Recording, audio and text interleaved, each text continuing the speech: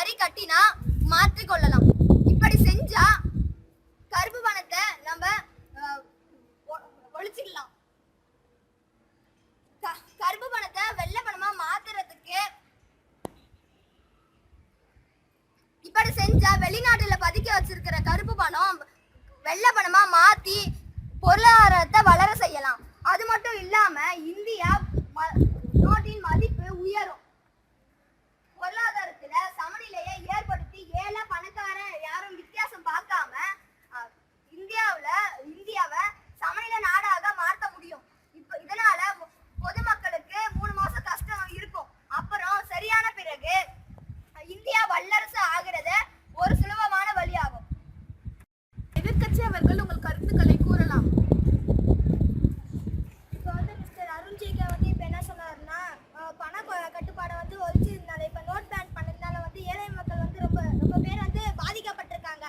அதை இப்போ 3 மாசத்துல நம்ம நாட்டை வல்லரசு நாடா மாற்றன்னு சொல்லியிருக்காங்க. அந்த நோட் பேன் பண்ணதுனால நம்ம தமிழ்நாட்டில் எவ்வளோ பேர் இறந்துருக்காங்க.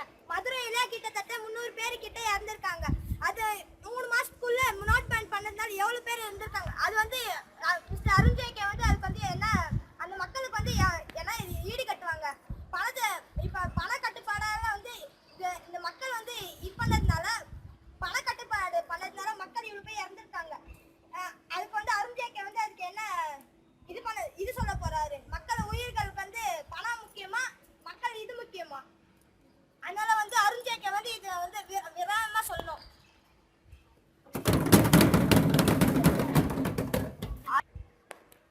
ஆளுங்கட்சி அவர்கள் உங்கள் கருத்துக்களை கூறலாம். ஊழல் இல்லாத நாடா மாத்துறதுதான் எங்களோட நோக்கம். 1000 500 ரூபா நோட்டை நாங்க ஒரே டைமா ஒழிக்கல, பொறுமையா தான்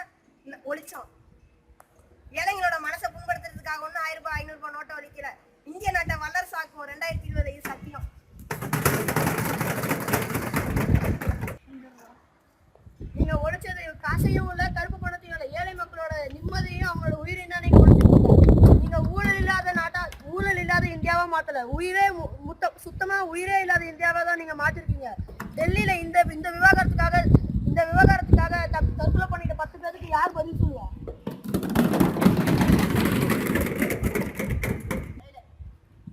கருப்பு பணம் 10 என்ற பழமொழிக்கு வந்து எடுத்துக்காட்டு இருக்கிறது நம்ம அதிகாரிங்க தான். அதிகாரிங்க வந்து பணத்தை பார்த்தா பேயாக அழிறாங்க. கருப்பு பணம்னா என்ன? சட்டவிரோதமான முறையில சம்பாதிச்ச பணம் தான் கருப்பு பணம். அரசியல்வாதி வந்து ஊழல் மூலமாக கொள்ளையடித்த பணம் தான் கருப்பு பணம். பணக்காரர் வந்து பெட்டிகளிலும் வந்து பதுங்கி வச்சிருக்க பாதுகாப்பா வச்சிருக்க பணம் நாங்க வந்து இப்ப கண்டுபிடிச்சிருக்கோம். இது மூலமா பொருளாதாரம் வந்து மிகவும் கடினமாக உள்ளது. அரசியல்வாதி வந்து எனக்கு ஓட்டு போடுங்க, நான் வந்து உனக்கு 500 ரூபாய் நோட்டு மற்றும் பிரியாணியும் கொடுக்குறோம் என்று சொன்னாங்க. இது வந்து தமிழ்நாட்டில் வந்து பிராக்டிக்கலா நடந்துட்டே இருக்குது. இப்போது வந்து அது இல்லை. 1000 ரூபாய் மற்றும் 1000 ரூபாய் நோட்டு வந்து மாற்றிருக்காங்க.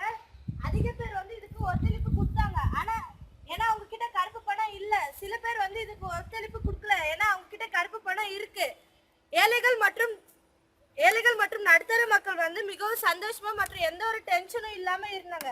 இதன் மூலமா யாருக்கு வந்து பாதிப்புனா, யாரு அதிகமா கருப்பு பணம் வச்சிருக்கிற தொழிலதிபர்களுக்கு தான் பாதிப்பு. வெளிநாட்டுல பதுக்கி வச்சிருக்க கருப்பு பணம் வந்து நாங்க கண்டுபிடிச்சு இப்போ வந்து வெள்ளை பணமாக மாற்றி வந்துட்டு இருக்கோம். கூடிய சீக்கிரத்தில் இந்தியா வந்து வல்லரசு நாடாக நாங்க மாற்றி காட்டுவோம். இதுக்காக நாங்க முயற்சி மற்றும் பாடுபடுவோம் எப்போதுமே.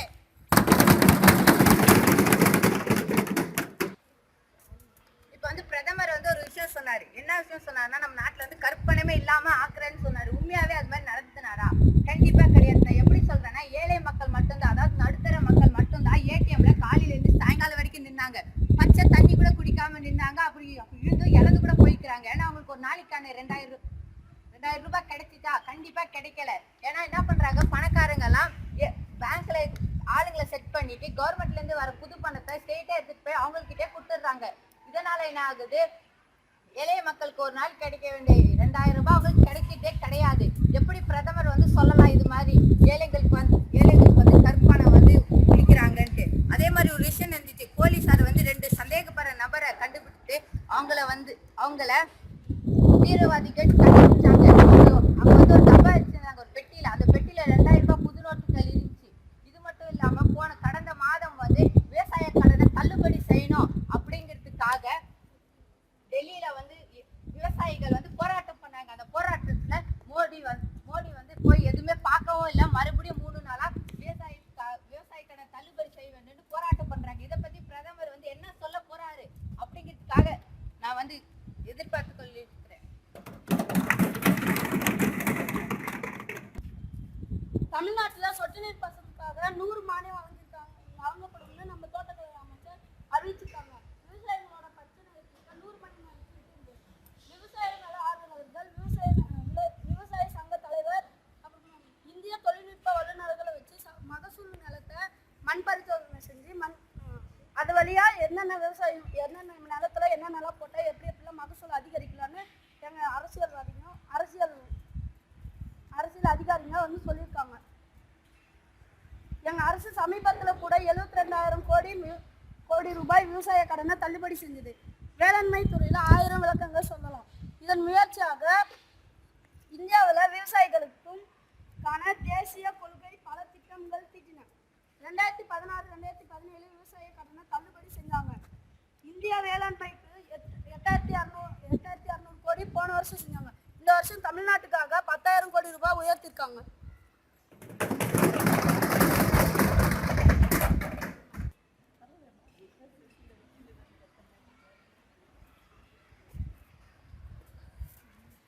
நீங்க சொன்ன மாதிரி நீங்க விவசாயத்துக்கு எல்லாம் தள்ளுபடி பண்றீங்களே, இல்ல எத்தனை பேர் தற்கொலை பண்ணி நிற்கிறாங்க. அதுக்காக நீங்களா பிரதமராக பாத்துக்கிறாங்க? இல்ல நீங்க கண்டுக்க மாட்டேங்கிறீங்க, நாங்க தான் கண்டுக்கிட்டு நிற்கிறோம்.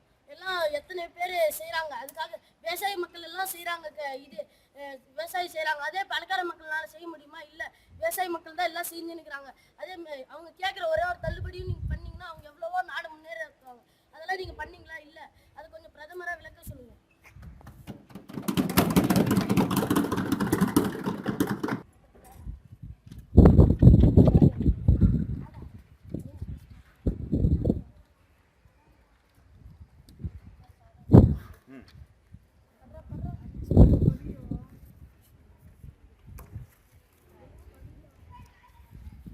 வரலாறு இந்தியாவில் மறைமுக வரிக்கு பதிலாக வந்ததுதான் ஜிஎஸ்டி. 1985 விஸ்வநாத் ஆட்சி காலத்தில் அறிமுகப்படுத்தப்பட்ட மதிப்பு கூட்டு வரி மூலம் தொடங்கியது. 2005 மன்மோகன் சிங் மதிப்பு கூட்டு வரி கொண்டு வரப்பட்டது. சில பழைய வரிகள் மதிப்பு கூட்டு வரி, வாட், உணவு வரி, ஆடம்பர வரி, மத்திய விற்பனை வரி, சிஜிடி சென்ட்ரல் கூட்ஸ் டாக்ஸ், 18 மணி நேர உழைப்பே ஜிஎஸ்டி.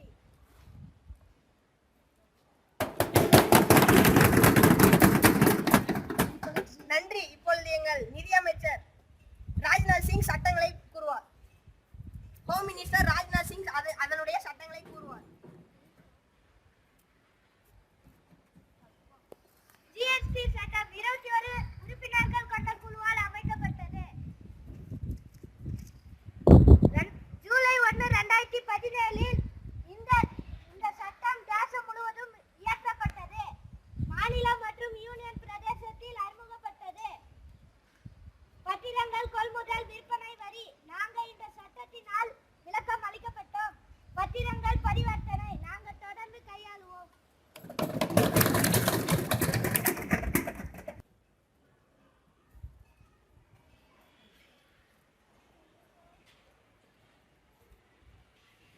இப்ப ஜிஎஸ்டி வந்து அறிமுகப்படுத்தப்படுது.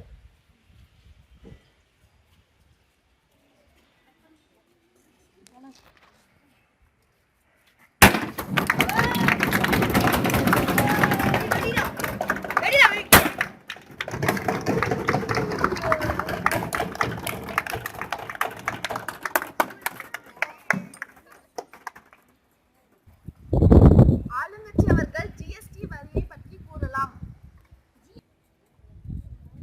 ஜிஎஸ்டினா சரக்கு மற்றும் சேவை வரி, அப்படின்னா குட்ஸ் அண்ட் சர்வீஸ் டாக்ஸ். ஜிஎஸ்டில இரண்டு வரி இருக்கு. நேர்முக வரிகள், மறைமுக வரிகள். அப்படின்னா டைரக்ட் டாக்ஸ், இன்டைரக்ட் டாக்ஸ். ஜிஎஸ்டில free tax 5% tax, 12% tax, 18% tax, 28% tax இருக்கு. ஃப்ரீ டாக்ஸ் வழங்கப்படுவது இறைச்சிகள், பால், தயிர், தேன், வெட்டப்பட்ட மீன். இதெல்லாம் ஃப்ரீயா நாங்கள் ஃப்ரீ டாக்ஸை கொடுக்குறோம். 5% ஜிஎஸ்டி டாக்ஸ். பன்னீர், ஜவ்வரிசி, மண்ணெண்ணெய், வெட்டப்பட்ட மீன், தேநீர். இதெல்லாம் மண்ணெண்ணெய் எல்லாம் இப்போ குறைஞ்சிட்டே வருது. அதனால நாங்கள் ஜிஎஸ்டியில் 5% உயர்த்தியுள்ளோம். அதனால நம்ம வருங்காலத்துக்கு கொஞ்சம் மண்ணெண்ணெய் அது மாதிரி எல்லாம் யூஸ் ஆகும். 12% டாக்ஸ். பென்சில், ஷார்ப்னர், தொலைபேசி சாதனங்கள், வண்ண பென்சில்கள், இது மாதிரி தொலைபேசி சாதனங்கள்லாம் ஏழை மக்கள்கள், குடிசை மக்கள்கள் எல்லாம் யூஸ் பண்ண மாட்டாங்க. பணக்காரங்க தான் யூஸ் பண்ணுவாங்க. அதனால தான் நாங்கள் 12% இருக்கோம். ஜாம், சாஸ், சூப், ரெடிமேட் உணவுகள், ஜாம், சாஸ் அதெல்லாம் நம்ம ஜிஎஸ்டியில் உயர்த்தியுள்ளோம். அதெல்லாம் நம்ம ஏழை மக்களுக்கெல்லாம் எதுவும் பாதிப்பு அளிக்காது. அதனால தான் நாங்கள் இதெல்லாம் பார்த்து உயர்த்தியுள்ளோம். 28% டாக்ஸ். பீஸா, பிரெட், பர்கர், பாஸ்தா, வண்ணத்திரைகள், சினிமா இது மாதிரி எல்லாம் ஏழை மக்கள்கள்லாம் பார்க்க மாட்டாங்க. நடுத்தர மக்களும் பார்க்க மாட்டாங்க. பெரிய பணக்காரங்க அவங்க தான் பார்ப்பாங்க. அதனால தான் நாங்கள் ஏற்றிருக்கோம். இதனால ஏழை மக்களுக்கு எந்த பாதிப்பும் இல்லை. செகண்ட் சேல்ஸ் என்பதே ஜிஎஸ்டியில் இல்லை. ஒவ்வொரு வரி விளம்பரத்துக்கும் ஒவ்வொரு வரி இருக்கு.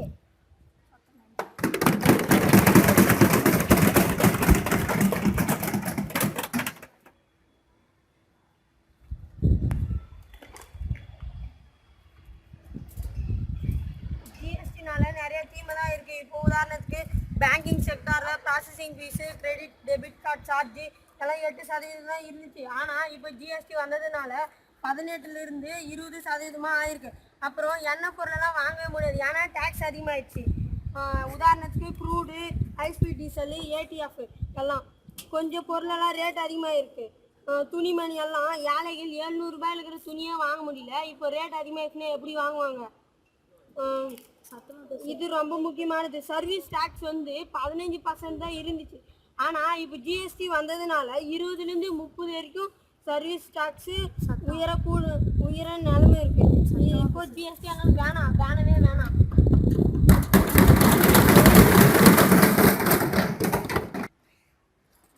இப்போ வந்து நீங்கள் சொன்னீங்க மக்களுக்கு வந்து எந்த பாதிப்பும் இல்லை, ஏழை மக்களுக்கு வந்து எந்த பாதிப்பும் இல்லை நீங்கள். ஆனால் அன்றாட வாழ்க்கைக்கு தேவை வந்து தண்ணி தான். நீங்கள் தண்ணி மேலே கூட வரி போட்டிருக்கீங்க. 80%லேருந்து 25% வரி போட்டிருக்கீங்க. போட்டிருக்கீங்க. இப்போ வந்து தமிழ்நாட்டில் வந்து அதிமுகவில் வந்து 10 ரூபாய் பாட்டில் தண்ணி விற்றாங்க. நீங்கள் வரி போட்டதுனால ஏழை மக்கள் அது கூட வாங்க முடியல. இப்போ காய்கறிகள் மேலே கூட நீங்கள் டேக்ஸ் போட்டிருக்கீங்க. அதனால ஏழையும் வாங்குறாங்க, பணக்காரும் வாங்குறாங்க. ஆனால் ஏழைகள் எப்படி வாங்குவாங்க? அப்புறம் நீங்கள் வந்து சாதாரண பிஸ்கெட் மேலே கூட 20% டேக்ஸ் போட்டிருக்கீங்க. ஆனால் வந்து தங்க பிஸ்கெட் மேலே வந்து 10% தான் போட்டிருக்கீங்க. இதனால ஏழை மக்கள் வந்து எப்படி வாங்குவாங்க?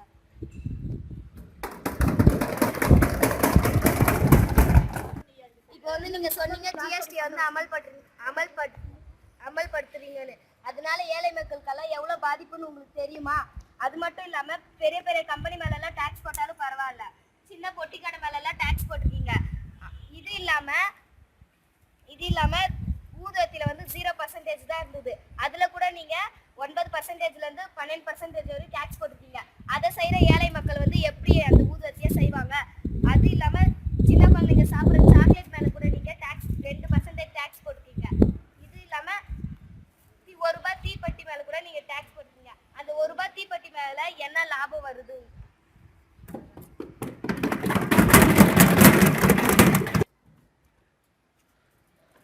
ஜிஎஸ்டினா கூட்ஸ் அண்ட் சர்வீஸ் டேக்ஸ் தான். தமிழ சுருக்கமா சொன்னா சாசேவா. சாசேவானா மக்கள் தரப்புல இருந்து கேட்கறாங்க, சாகடிச்சு சேர்த்துற வரியான்னு கேட்கறாங்க. இப்போ அது வந்த உடனே அப்படிதான் இருக்கு.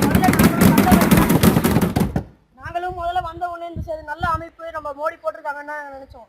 ஆனா வரும்போது பார்த்தா இப்போ வந்த உடனே மக்கள் தரப்புல இருந்து இந்த பதில் தான் தெரிவிக்கிறாங்க. நாட்டை வளர்ச்சாக்க எத்தனையோ வழி இருக்கு, ஆனா நீங்க இதை எடுத்தது தப்பு தான். இதெல்லாம் ஏன்னா எல்லாம் ஏழைங்களாம் எவ்வளவு கஷ்டப்படுறாங்க. இது நோட் பேன் பண்ணதுல எவ்வளவு கஷ்டம். இதுலயும் ஏழையாட்டே இருக்காங்க, பணக்காரங்களாயிட்டே இருக்காங்க. இதுக்கெல்லாம் யார் பதில் சொல்லுவா? இதை பண்ணா நாடு வல்லரசாகும், அது ஒத்துக்கிறேன். இது அதுக்குள்ள வரி கட்டி எல்லாரும் சோறு தண்ணி இல்லாம இறந்துருவாங்க. வரி கட்டினால அவங்களுக்கு சாப்பிட கூட எதுவும் கிடைக்காது. அதனாலே வரி கட்டியே சோறு தண்ணி இல்லாம இறந்துட்டா வல்லரசாகிற நாட்டை அவங்க எப்படி பார்ப்பாங்க? இதுக்கெல்லாம் நீங்க பதில் சொல்லி ஆகணும்.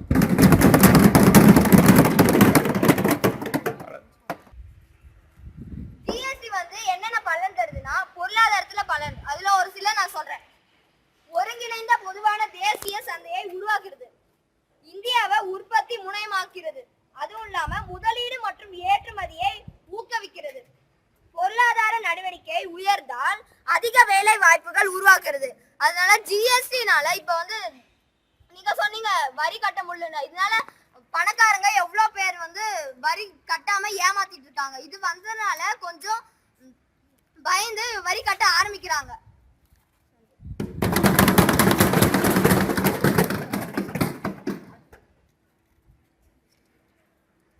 பாவா கூட கசப்பு, ஆனா அதுல எவ்வளவு நன்மை இருக்கு உங்களுக்கு தெரியும். அது மாதிரி தான் ஜிஎஸ்டியும். குட்ஸ் அண்ட் சர்வீஸ் டாக்ஸ், சரக்கு மற்றும் சேவை வரி. நாங்க மக்களோட நல்லதுதான் செய்யறோம். இந்த அமைப்போட கவனிப்பு முதல் வார்த்தையா ஆரம்பமாகும் போது குட்ஸ் என்னும் வார்த்தை தான் ஆரம்பிக்குது. நல்லதுக்கு என்னும் உங்களுக்கு தெரியலையா?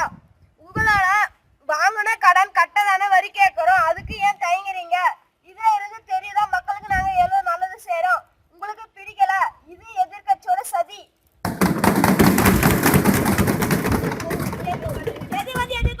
சதி. இப்ப வந்து நீங்க என்ன சொன்னீங்க? அவர் வந்து அருண்ஜேட்லி வந்து என்ன சொன்னாருன்னா, இப்ப வந்து பணக்காரங்க கிட்ட வந்து நிறைய கருப்பு பணம் தான் இருக்குன்னு சொல்லியிருக்காரு. ஜிஎஸ்டி வந்து அவங்க மேலதான் நிறைய போட்டிருக்கேன்னு சொல்லியிருக்காங்க. அதனால போல ஏழை மக்கள் வந்து சாகுனால அவர் அருண்ஜேட்லிக்கு வந்து இது இல்ல. பணக்காரங்க கிட்ட வந்து கருப்பு பணத்தை எடுக்கிறதுனால தான் அருண்ஜேட்லிக்கு வந்து இது. ஏழைங்க சாகிறதுனால அவங்க வந்து எந்த இது பாதிப்பு இல்ல அவருக்கு.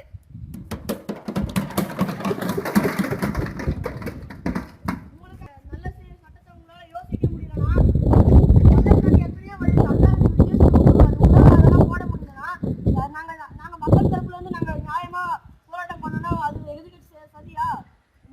நீங்க தான் அதுக்குள்ள பதில் சொல்லணும்.